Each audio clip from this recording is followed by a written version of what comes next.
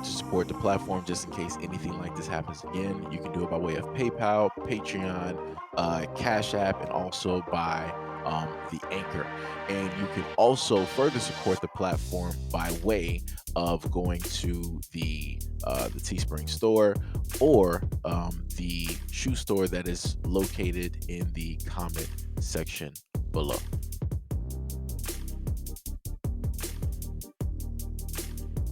Every time anyone from Border Patrol shows up, hoping this will be the time they're chosen to begin the asylum process.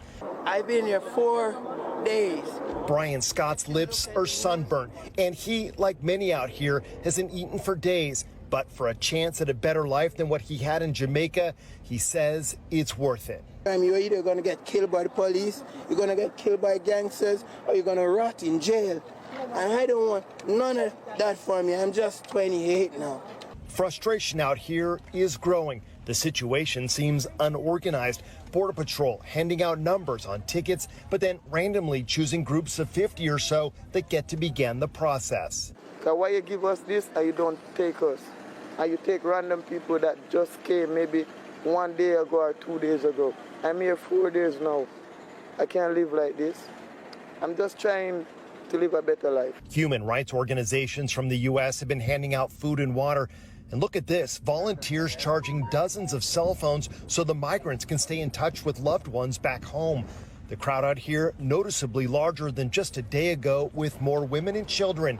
The fear is that the growing chaos will lead to violence. We would hope that Border Patrol could provide a little bit of more structure, a little bit of more process, even if they know that they're going to be waiting here for a while. It would make sense to provide some basic information to the people so that they can collaborate collectively. Our camera spotted an ambulance taking away a pregnant woman, but others with serious health concerns are left behind, including Brian, who suffers from lupus.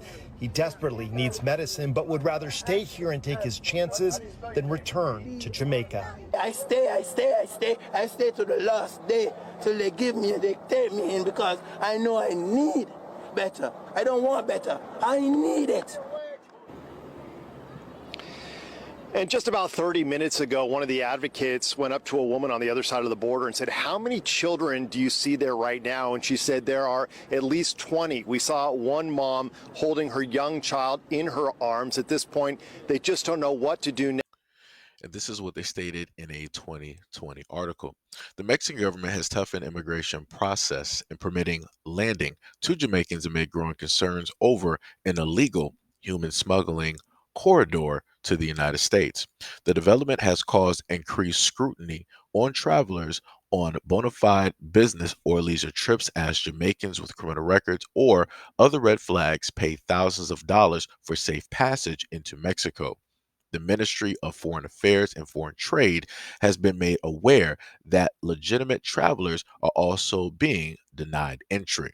Sharon F. Sanders, Jamaica's ambassador in Mexico, stated that it is regrettable but understandable that immigration authorities have had to ramp up and become more vigilant as part of a clampdown on illegitimate travelers. Quote, "Persons are not being trafficked, as they are willing participants and seem to be paying substantial sums for illegal services of coyotes to guide them across the Mexican-United States border at various points. A coyote is a person who smuggles people from Latin America across the United States border, typically for exorbitant fees." Quote, "The practice is illegal, dangerous, and very risky." She also stated that she urged local authorities to strongly discourage our nationals from attempting this activity.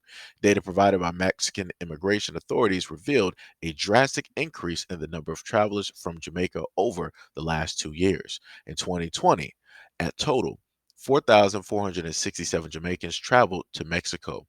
A year later, arrivals surged by 68% to 7,509. For the first 3 months of 2022, a total of 2,929 Jamaicans traveled to the North American country. That trajectory could account for 12,000 travelers from Jamaica by the end of that year. The ambassador insists, however, that only a few persons are involved in human smuggling, stating that most visitors coming to Mexico had genuine interest in business or tourism. Quote, Bona fide visitors have unfortunately experienced being denied entry as the right of immigration officers at ports of entry when they fail to convince immigration during their filtered interviews. Travelers who are not cleared for passage are usually returned to Panama on the next available flight within hours. Several Jamaicans who have successfully made the illegal trip into the United States or been denied entry into Mexico tell of coordinated networks of collaborators who assist the border crossers. Quote, anyhow, Jamaica did have straight flight to Mexico, yard empty. You have to travel through Panama and then go Mexico. Once you get through the Mexican immigration, you go on clear. You just link, Wi-Fi link, and make your way to the border. Why you think Trump did want build wall? The Mexican immigrant now in the United States who requested anonymity because he could be subject to prosecution. His reference was to Donald Trump, the former United States president, who spearheaded an anti immigration policy considered racist in global circles. Jamaicans can secure passage into the United States through Mexico for as much as 3,000 United States dollars or 465K in Jamaican currency. Quote, you have Jamaicans over there working with Mexicans. You can go through a tunnel or walk the desert. Right now, me have 1,000 and me await pon 2,000 more. He also added that he was determined to flee the island. Some Jamaicans who have been caught on the border crossing journey have had their passports confiscated and arraignment dates scheduled. So, like I said, I understand why it is that people leave the countries that they are located at for a better life. Now, the problem that I have is that you have a lot of people that will state that, their country or whatnot or whatever is better than the United States. Why would I want to leave my country and come to, the United States and yada, yada, yada, right? Then you have the other aspect of people who are melanated, right? Who reflectively look black and they come directly over here for a better life to escape where it is that once they came.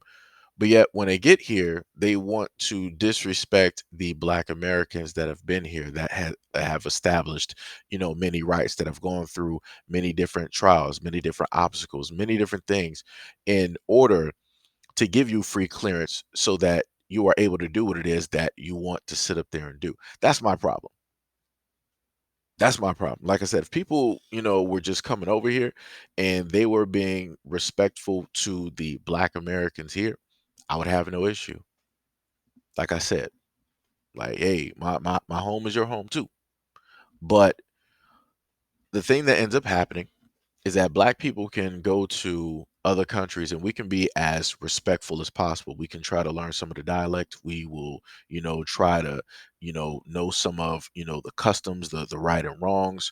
We will, try to sort of kind of assimilate as much as we can while we are there. And I'm just talking about on a vacation. Like we're not trying to get anything misconstrued. We're not trying to do anything wrong.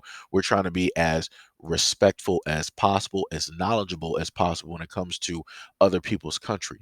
Whenever we come to somebody else's country, we make sure to, wipe off our feet at the door, right? To show respect.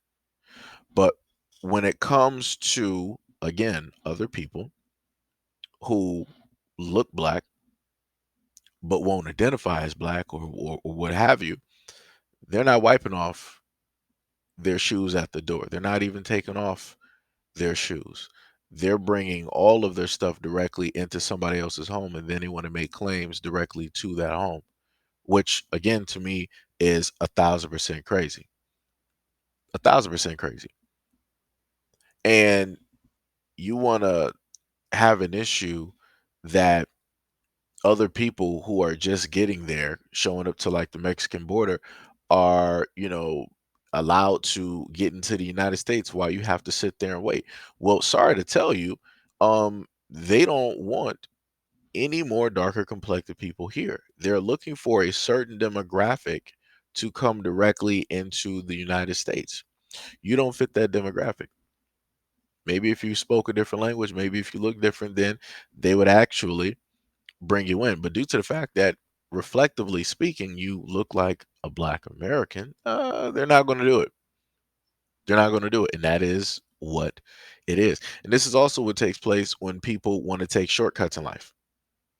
This is a honest representation of, hey, I paid to basically, cheat my way through school so that I can get a high paying job. So now when you go to that high paying job and you done cut through the line, cut through everybody else that had to, work hard, now you got to wait directly at the door while everybody else is going in front of you. You were the first person basically sitting there for that job right by the door before the boss walked through. But guess what? The boss is like, I already know about you.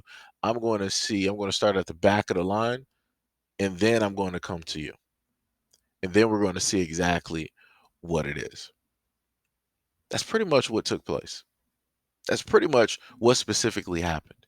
And that's the main reason why I wanted to read off that article there, because it gave you a little bit of insight of why it is that the Mexican government is turning away a lot of Jamaicans, because a lot of Jamaicans are fleeing their land. As you heard one of the guys say, he was like, "Hey man, there's a lot of stuff going on with gangs and other types of things taking place. I'm not really trying to deal with it. I'm just 28. I'm trying to survive, right?" And the main thing that I've consistently told other people who come to the United States, that's the main thing that black people are trying to do. Black people are just trying to survive. That's all black people have ever tried to do. No matter what takes place, no matter what is in our way, we're going to try to figure out a way. We're going to, try to make a way. We're going to try to, survive as best as we can. Um, what inevitably ends up happening is that those plans are thwarted, um, you know, not just in a sense internally by, some of the people who don't have the best interest of black people, but also outside forces who are present and who are made to be deemed as honorary or made to be above, black Americans by a variety of, different spells, wizardry, sorcery, you know, that is in a sense given directly to them. And also by way of the fact that a lot of people that come here, they don't have the history that black Americans do with the United States of America. So therefore, their allegiance to the United States is completely different than ours. We've been here, we've done it, we've seen it all. Like I said, a lot of the people who are just getting here, y'all going to sit up there and understand what it is decades and decades and decades later. But at this moment in time, you're not going to really understand it because you ain't trying to understand it. Like the guy said, he's just trying to survive. So that means that if he happens to make it to the United States, he is going to be so ecstatic. He's going to be, waving that American flag. He's going to be doing everything that he needs to do to abide by whatever administration is in power so that he can stay here and have that better life. Right?